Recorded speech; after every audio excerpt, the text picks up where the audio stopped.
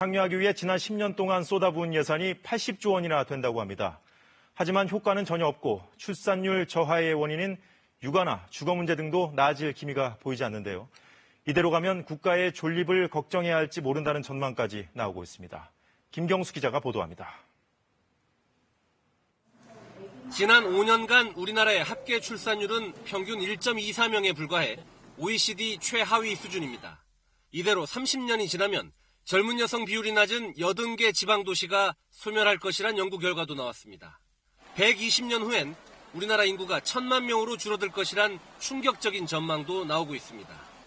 정부가 지난 10년간 80조 원을 쏟아부었지만 성과를 내지 못한 채 인구 절벽이 눈앞으로 다가온 겁니다.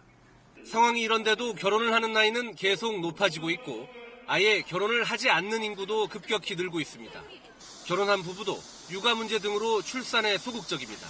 저도 지금 일을 하고 있기도 하고 만일 아이를 가지게 되면 남편이나 둘 중 하나가 육아를 해야 될 텐데 현실적으로 좀 그게 쉽지는 않더라고요.